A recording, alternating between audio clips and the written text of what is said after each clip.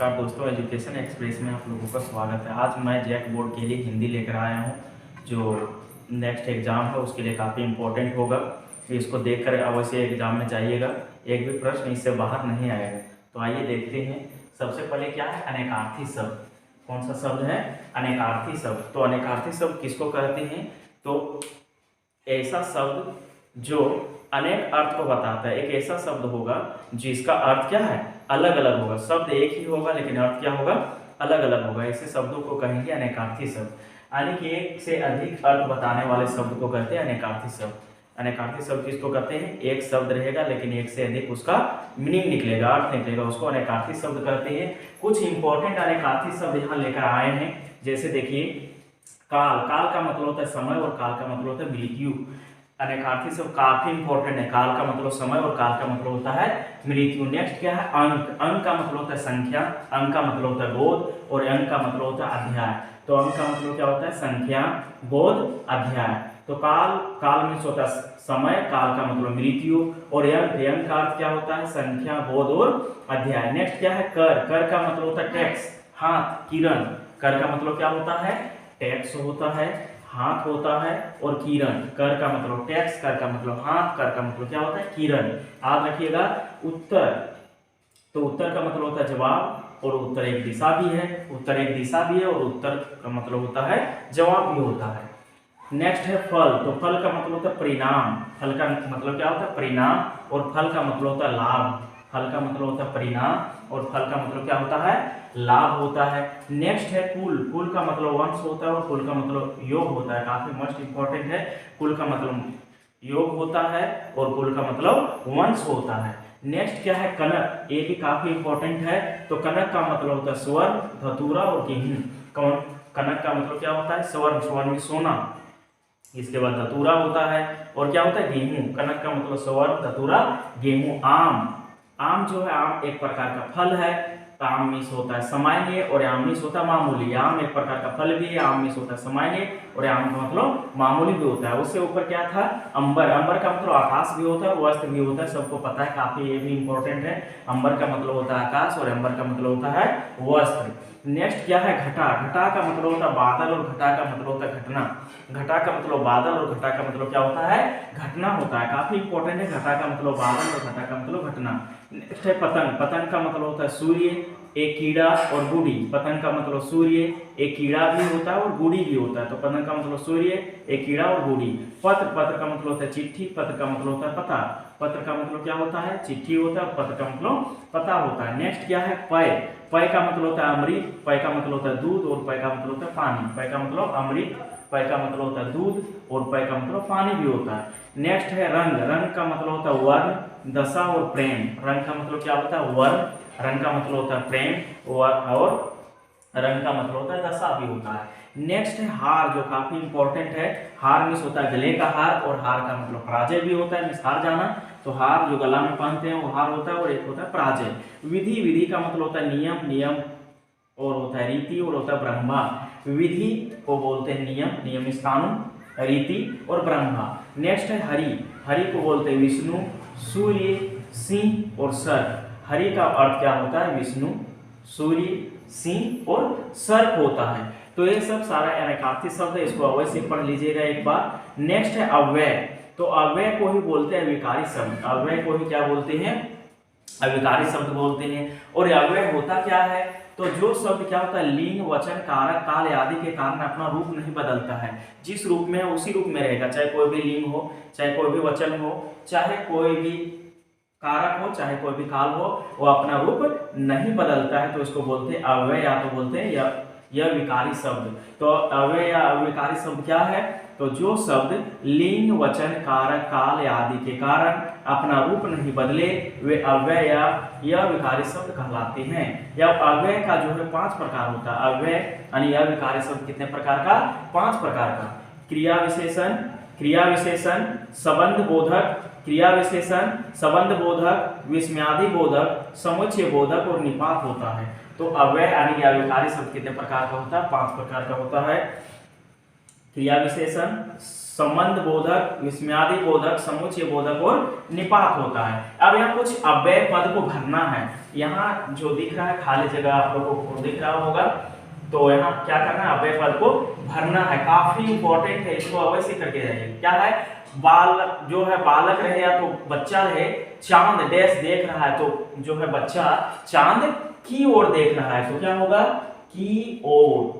तो जो बालक है यानी बच्चा है वो किधर देख रहा है, चांद की ओर, तो की ओर भरेंगे, काफी इंपॉर्टेंट है। नेक्स्ट क्या है, पेट्रोल डैश गाड़ी नहीं चल सकती, यानी पेट्रोल के बिना, आराम से भर सकते हैं। क्या है, पेट्रोल के बिना, पेट्रोल के बिना गाड़ी नहीं चल सकती है। नेक्स्ट क्या है, सम्मान, तो सम्मान के बिना, के बिना, सम्मान के बिना यानी क्या है, जीना जो है बेकार है।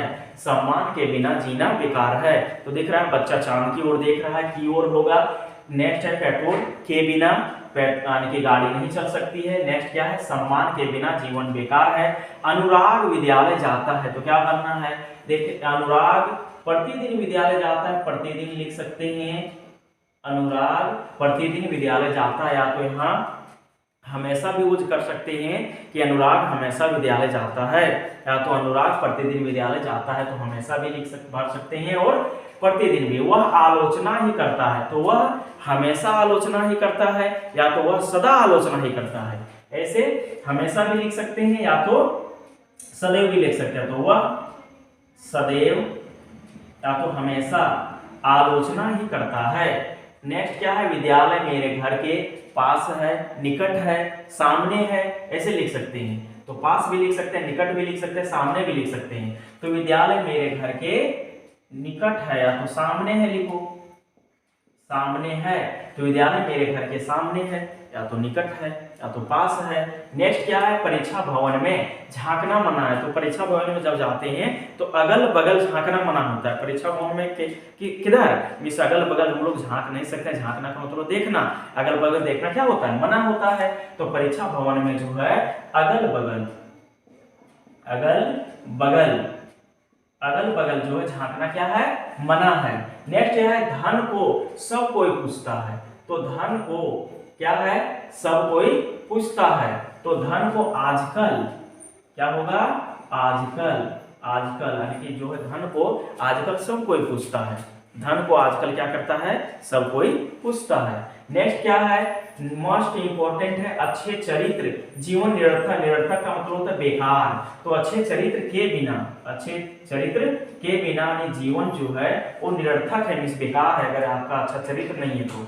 नेक्स्ट है, डैश बोलो कोई सुन लेगा, तो बोलो यानी कि डैश खाली जगह है, बोलो कोई सुन लेगा, तो फिर कोई सुन लेगा, इसका मतलब क्या कर रहा बोल रहा है, धीरे बोलने के लिए, यानी धीरे बोलो, मस्ट इंपॉर्टेंट है कि धीरे बोलो कोई सुन लेगा, धीरे बोलो कोई सुन लेगा। हमें अपनी सभ्यता और संस्कृति, हमें अपनी सभ्यता और होगा यहाँ जुड़ेगा, हमें अपनी सभ्यता और संस्कृति पर गर्व है, हमें अपनी सभ्यता और संस्कृति पर क्या है, गर्व है। नेक्स्ट क्या है, रात हो गई लेकिन तारे नहीं निकले, लेकिन भर सकते हैं, किंतु भी भर सकते हैं। रात हो गई लेकिन तारे नहीं निकले, किंतु का भी यूज कर सकते हैं। रात हो गई किंतु तारे नहीं निकले। अब नेक्स्ट है वाक्य, तो वाक्य किसको कहते हैं, तो पदों के स्वतंत्र मेल को वाक्य कहते हैं, जिसका पूर्ण अर्थ निकले, यानी कि जब उसको पढ़ें तो पूर्ण हमको समझ में आए, पूरा रूप से अर्थ निकले, तो पदों के स्वतंत्र मेल को वाक्य कहते हैं, जिसका क्या है, पूर्ण अर्थ निकले। तो पदों के स्वतंत्र मेल को वाक्य कहते हैं, इसका क्या हो, पूर्ण अर्थ निकले। जैसे हम बोले कि पृथ्वी गोल है, तो सब समझ पा रहे हैं कि पृथ्वी गोल है। बोले कि जो है मेघा एक सुशील लड़की है, तो मेघा एक किस प्रकार की लड़की है, सुशील लड़की है, पूरा सेंटेंस है और इसको समझ पा रहे हैं, सेंटेंस को ही वाक्य बोलते हैं हिंदी में। तो पदों के स्वतंत्र मेल को वाक्य कहते हैं, जिसका पूर्ण अर्थ निकले। अब रचना या बनावट की परीक्षा में पूछेगा, काफी महत्वपूर्ण है कि रचना या बनावट की दृष्टि से वाक्य के कितने प्रकार हैं। तो रचना या बनावट की दृष्टि से वाक्य के 3 प्रकार हैं। रचना बनावट की दृष्टि से वाक्य तीन प्रकार हैं, सरल वाक्य, मिश्र वाक्य और संयुक्त वाक्य। सरल वाक्य, मिश्र वाक्य और संयुक्त वाक्य। सरल वाक्य किसे कहते हैं? जिस वाक्य में एक ही विधेय और एक ही उद्देश्य हो उसको कहते हैं सरल वाक्य कहते हैं। यानी जिस वाक्य में एक उद्देश्य और एक ही विधेय हो उसे क्या कहते हैं? सरल वाक्य कहते हैं। जिस वाक्य में क्या हो? एक उद्देश्य और एक ही क्या हो? विधेय हो, उसे कहते हैं सरल वाक्य। जैसे पृथ्वी गोल है, मेघा एक सुशील लड़की, ये सरल वाक्य का उदाहरण है। नेक्स्ट है मिश्र वाक्य। तो मिश्र वाक्य क्या है कि मिश्र वाक्य में क्या होता है? एक उपवाक्य रहता है और एक या एक से अधिक आश्रित उपवाक्य रहते हैं, वे आपस में समुच्चय बोधक अव्यय। समुच्चय बोधक अव्यय याद रखना है कि जब, जो, वहां, वैसे, क्योंकि, यदि, अगर, तो आदि से जुड़े होते हैं। तो ये डेफिनेशन नहीं भी याद रहेगा तो चलेगा, लेकिन ये याद रखना है समुच्चय बोधक अव्यय क्या क्या है कि जब, जो, वहां, वैसा, क्योंकि, यदि, अगर, तो ये सब से अगर जुड़ा हुआ रहे तो समझ जाना है कौन सा वाक्य है? मिश्र वाक्य। कुछ प्रश्न को लेकर आगे आए भी हैं। संयुक्त वाक्य क्या होता है? तो संयुक्त वाक्य ऐसे वाक्य जिनमें दो या दो से अधिक उपवाक्य हो एवं सभी उपवाक्य क्या हो? प्रधान हो, तो संयुक्त वाक्य कहलाएगा। यानी ऐसा वाक्य हो जिसमें दो या दो से अधिक उपवाक्य हो या तो दो या दो से अधिक सरल वाक्य हो तो उसको कहते हैं संयुक्त वाक्य कहते हैं और दोनों प्रधान हो। अब यहाँ क्या है? ये मोस्ट इंपॉर्टेंट है। और ये जो दोनों वाक्य होता है संयोजक पदों किससे जुड़ा होता है? और, या, अथवा, एवं, परंतु, इसलिए, तथा, किंतु, ये सबसे अगर जुड़ा मिल गया और, या, अथवा, किंतु, इसलिए, ये सबसे अगर जुड़ा हुआ तथा ये सबसे जुड़ा हुआ मिल गया तो समझ जाना है कि संयुक्त वाक्य है। जैसे यहाँ देखिए कुछ उदाहरण लिए हैं। जब वर्षा होती है तब मोर नाचने लगते हैं। अगर कोई सेंटेंस में जब दिख गया, तब दिख गया, या तो जो दिख गया, या तो वे दिख गया, तो समझ जाना है मिश्र वाक्य है। जब, तब, जो, यदि, अगर, कि, ये सब जो दिख गया तो समझ जाना है। जैसे देखिए यहाँ क्या है? की है, इसका मतलब समझ जाना है कौन सा वाक्य है? मिश्र वाक्य। तो जिस वाक्य में हमको क्या दिखाई दे दे? जब, जो, कि, यदि, तो, वहां, ये सब शब्द दिखाई दे तो समझ जाना कौन सा वाक्य है? मिश्र वाक्य। तो जब वर्षा होती है तब मोर नाचने लगते हैं, कौन सा वाक्य है? ये मिश्र वाक्य है आपका। क्यों? जब से पहचान लिए, यहाँ जो लगा हुआ है इसका मतलब समझ जाना है कौन सा वाक्य है? मिश्र वाक्य है। कौन सा वाक्य है? मिश्र। यहाँ देखिए की से जुड़ा हुआ है, इसका मतलब ये समझ जाना कौन सा वाक्य है? मिश्र वाक्य है। यानी कि जब मिल जाए कोई सेंटेंस में, जो मिल जाए, की मिल जाए, यदि मिल जाए, नहीं, तब मिल जाए तो समझ जाना कौन सा वाक्य है? मिश्र वाक्य है। नेक्स्ट देखो, मैंने एक बहुत लंबे व्यक्ति को देखा, तो ये सरल वाक्य का उदाहरण है। कौन सा वाक्य है? सरल वाक्य। कौन सा वाक्य है? सरल वाक्य। मैंने एक लंबे व्यक्ति को देखा तो ये सरल वाक्य है। जैसे बोले मेघा एक सुशील लड़की, सरल वाक्य है। मैं प्रतिदिन स्कूल जाता हूँ, सरल वाक्य है। ये सब सिंपल है। नेक्स्ट क्या है? मैं चुपचाप सुनता रहा और वह बक बक करता रहा। मोस्ट इंपॉर्टेंट है। मैं चुपचाप सुनता रहा, अगर सेंटेंस में और, अथवा, या, तथा, किंतु, परंतु ये सब शब्द से जुड़ा हुआ मिल जाए तो समझ जाना है कौन सा वाक्य है? संयुक्त वाक्य है। तो और से जुड़ा है, यहाँ भी और से जुड़ा है, यहाँ आ से जुड़ा हुआ है। तो जिस सेंटेंस में हमको और मिल जाए, आ मिल जाए, तथा मिल जाए, अथवा मिल जाए, तो समझ जाना कौन सा वाक्य है? संयुक्त वाक्य है। पहचानने के लिए देगा तो ये तीनों जो दिख रहा है आप लोग को, मैं चुपचाप सुनता रहा और वह बक बक करता रहा, कौन सा वाक्य है? संयुक्त वाक्य।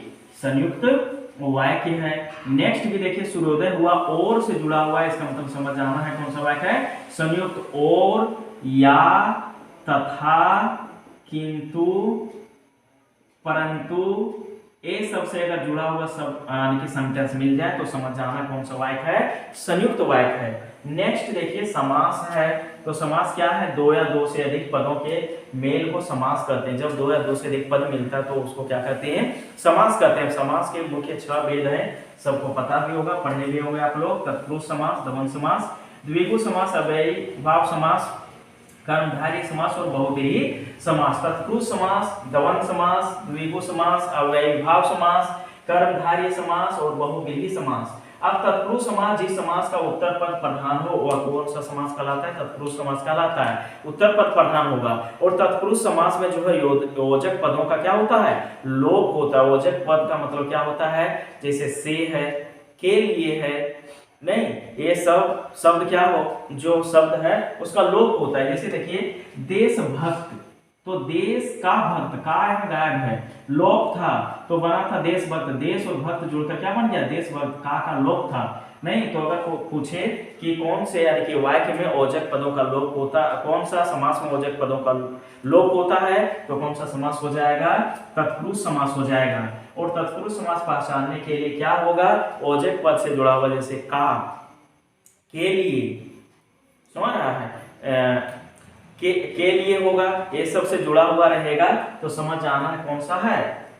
तत्पुरुष समास है। समास विग्रह उसको करना पड़ेगा। जैसे देशभक्ति, तो देश के लिए भक्ति। तो नेक्स्ट वीडियो में आप लोग को पूरा समास देखने के लिए मिलेगा और इसके साथ साथ काल, काल तो पढ़ना नहीं है, क्रिया भी पढ़ना है और वाच्य पढ़ना है। तो वाच्य, क्रिया और समास डिटेल से भी नेक्स्ट वीडियो आएगा, इसको तब तक देखिएगा। Thank you for watching.